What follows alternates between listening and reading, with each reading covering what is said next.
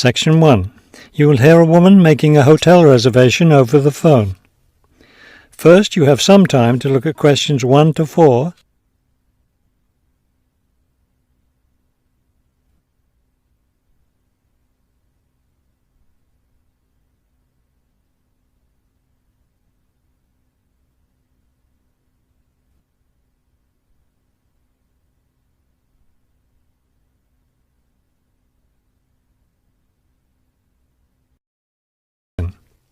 You should answer the questions as you listen, because you will not hear the recording a second time. Listen carefully and answer questions 1 to 4. Good afternoon, Grandview Hotel. Yes, hello.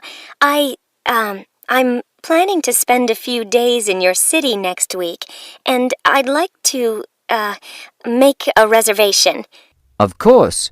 When did you want to stay here? Next week, Wednesday night and Thursday night. So that's February 13th and 14th. Yes, that's right. And how many guests will there be? Just me. So, do you have a room available? Yes, we do. I'll just need to take some of your information. May I have your name, please? Oh, right, yes. It's Roxanne Wilson. Wilson. Thank you, Miss Wilson. And may I have your credit card number? It's 233-618-9872. 9872. Got it. All right, Miss Wilson. I have your reservation confirmed. Can I help you with anything else?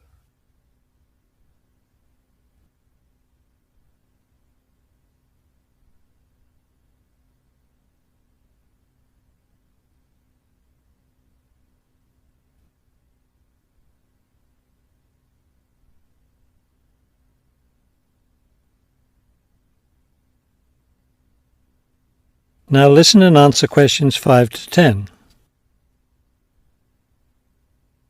Well, yes, I was wondering, since I'll have a couple of free hours Friday morning before I leave, is there anything interesting to see close to the hotel? Do you like museums? The art museum's very close by. I love museums, but not art. Can't stand it. I've heard your city has a very interesting science museum, though. Yes, but unfortunately it's closed in the winter. Are you interested in shopping? Sure, I love shopping. Are there any good stores nearby? Yes, we have a large shopping mall just 2 bus stops away. You take the bus to Monument Square, and it's just half a block from there. Just look for the post office, and you'll see the mall entrance next to it. Fabulous. What about lunch? I hear your city has good restaurants. Yes, there's a nice restaurant very near. It's just across the street from the park. Sounds good. I can have lunch, then walk in the park afterwards. I have one more question. What's the best way to get to the hotel from the airport? Subway is the fastest, of course. There are buses, but they're quite slow. I'll be arriving quite late, after 10 p.m. I thought I might have to take a taxi. The subway runs until midnight. Oh, good. Then I'll do that. Will there be someone at the hotel front desk that late? Oh, yes. The front desk stays open until 2. That is the end of Section 1. Section 2. You will hear a tour leader giving information about a bus tour. First, you have some time to look at questions 11 to 15.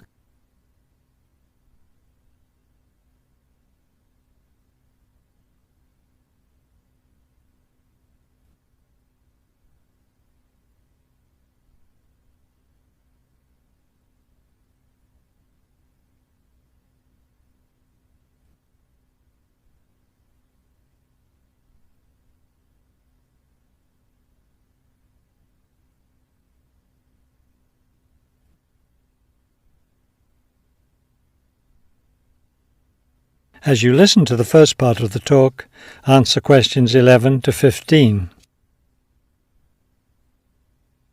Thank you for choosing City Tours. The reason so many people choose our tours when visiting this city is because you can design your tour to suit your own interests. Your all-day pass entitles you to board our bus at any stop and stay as long as you like at each place.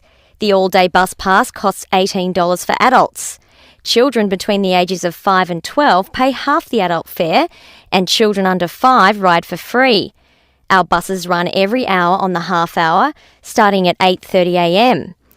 Our most popular tour is the Centre City Tour, which goes to all the major attractions in the centre of the city. From the starting point here at the tour bus office, the bus goes to the first stop, Hill Park. As you may guess, this park is located at the top of a small hill. The next stop is the fishing docks. Following that, the bus goes on to the third stop, Bay Bridge, located at the foot of the bridge which crosses the bay. The fourth stop is in the shopping district. Then the fifth and last stop is at Green Street.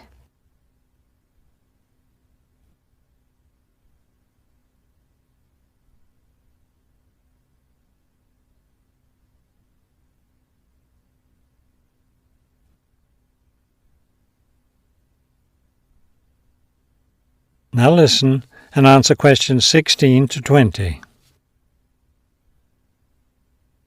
There are many interesting things to do and see on the Centre City Tour. At the first stop, you can enjoy a spectacular view of the bay, the city, and especially of the fishing docks, which are located at the foot of the hill. At the second stop, you can walk around and look at the boats. Fresh fish from the bay is also for sale here, since this is a place where the fishermen bring in their catch. The next stop is where some of the city's finest seafood restaurants are located, so you might want to plan a lunch stop here. You can eat fresh fish here, prepared in the traditional local way. The fourth stop is, of course, where you can do your shopping. Don't miss the opportunity to purchase some of our city's famous handmade baskets. You'll want to take several home as souvenirs of your visit to our city. Finally, at the last stop on the tour, you can visit one of the oldest buildings in our city, the theatre. This building was built over 400 years ago and is still used today as a place to see plays, musicals and other performances, as well as our annual film festival. That is the end of Section 2. Section 3. You will hear a conversation between two students planning a research project. First, you have some time to look at questions 21 to 23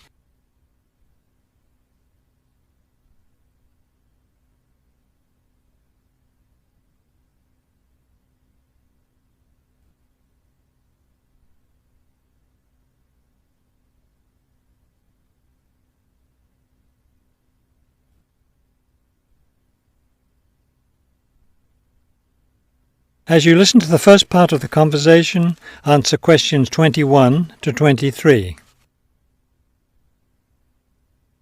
We'd better start planning our research project because we don't have much time left before it's due. I know, only 3 more weeks. Is that all? I thought we had more time than that. Well, let's get to work then. Okay, so we agreed we're going to interview shoppers about their spending habits.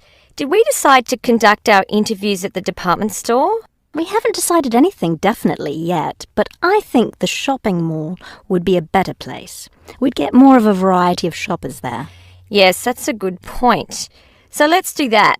How many interviews did the professor say we had to complete? She said at least 30. That sounds like a lot, doesn't it? Yes, but if we divide it up between the two of us, that's just 15 each. That's not so bad.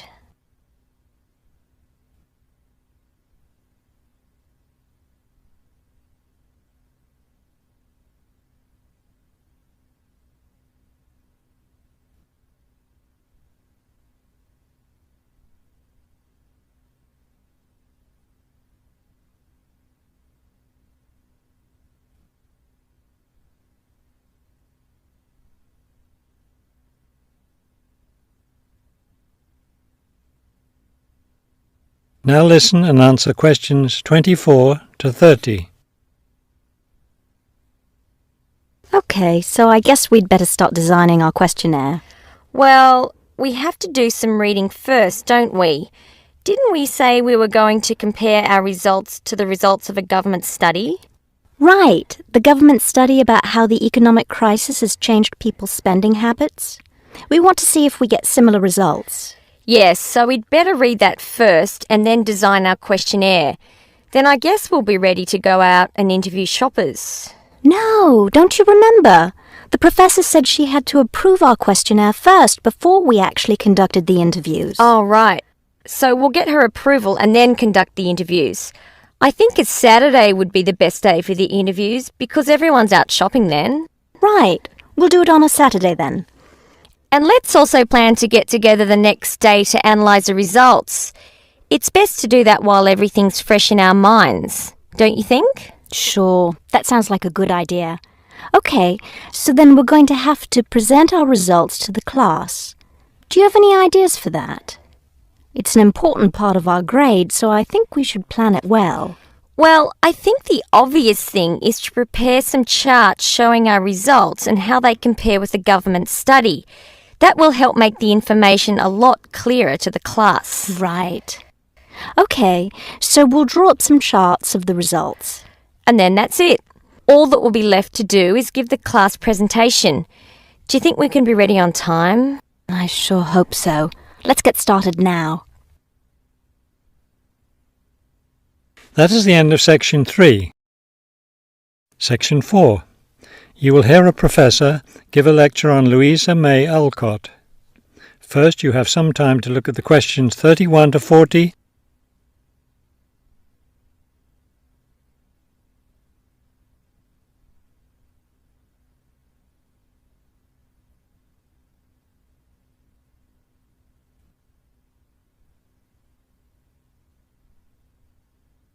Now listen carefully and complete the timeline in questions 31 to 40. Good afternoon. Today I'd like to continue our discussion of the lives of prominent American writers by talking about Louisa May Alcott, one of the best-known 19th century writers. Alcott is known for her moralistic girls' novels, but she was a much more serious individual than those novels might lead one to believe. She was born in 1832, the daughter of Bronson Alcott, who was one of the founders of the Transcendentalist movement.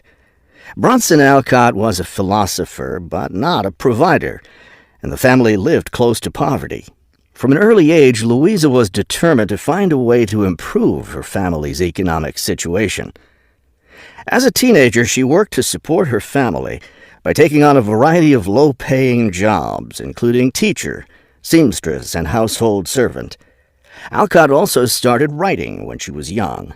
She wrote her first novel when she was just 17 years old, although it wasn't published until many years after her death. It was called The Inheritance. In 1861, the Civil War broke out. Alcott worked as a volunteer, sewing uniforms and bandages for soldiers.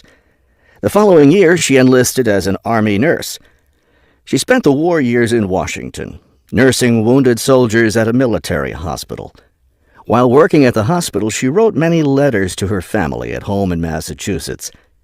After the war, she turned the letters into a book, which was published under the title Hospital Sketches. She also wrote numerous romantic stories, which she sold to magazines.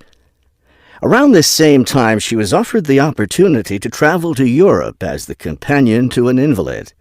When she returned home from Europe in 1866, she found her family still in financial difficulty and in need of money, so she went back to writing.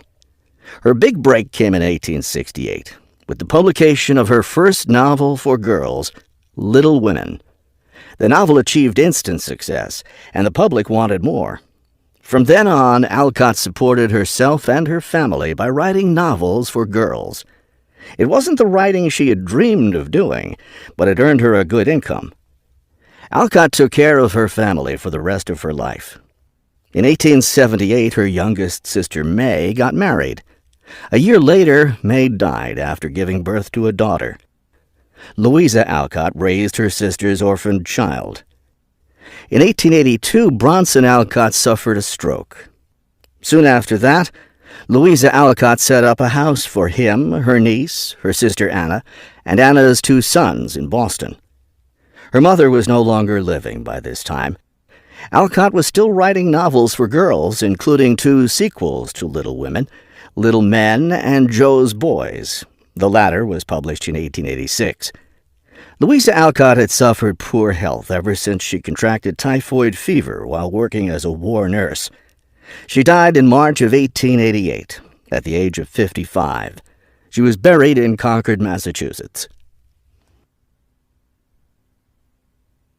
That is the end of section 4.